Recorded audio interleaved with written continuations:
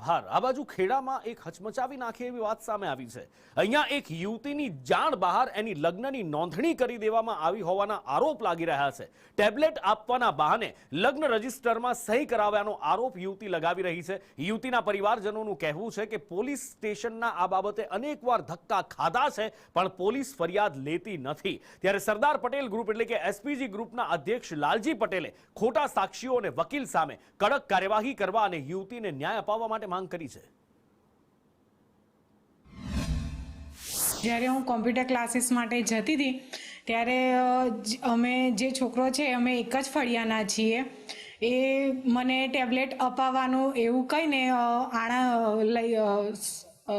કહેતા હતા કે હું તને ટેબ્લેટ અપાવીશ એવું।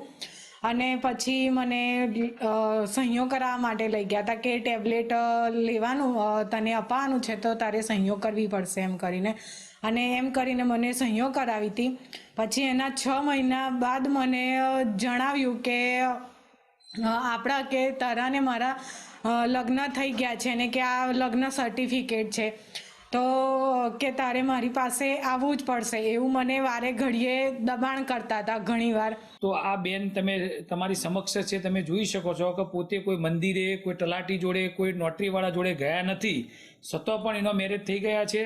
અને જે એસપીજી દ્વારા અમે અગાઉ પણ વાત કરી હતી કે અમે ગુજરાતની અંદર જેટલા પણ ખોટા તલાટીઓ છે, જેટલા ગોર મહારાજ છે કે જેટલા વકીલો છે એ બધાનો પર્દાફાશ કરીશું। અને તમે જ જોઈ શકો છો કે દીકરી પોતાના મુખે કહે છે કે હું લગ્ન નથી કર્યા પણ મને લલચાવી ફોસલાવીને બીજા કાગળ ઉપર સહી કરાવી અને 6 મહિના પછી કીધું કે ભાઈ તારા જોડે લગ્ન થઈ ગયા છે। તમે વિચારો કે આ જગ્યા ઉપર પણ ઘણા બધા લગ્નો થયા છે, એમાંથી કેટલા ખોટા કેટલા સાચા એ તો અમે તપાસનો વિષય છે ને અમે તંત્રને કહીએ સરકારને કે તમે જોવો કે આમાં કેટલા સાચા કે કેટલા ખોટા। ભાઈ લગ્ન નોંધણીના કાયદામાં સુધારો આવશે પણ હજી સુધી કંઈ આગળ કાર્યવાહી કરી નથી।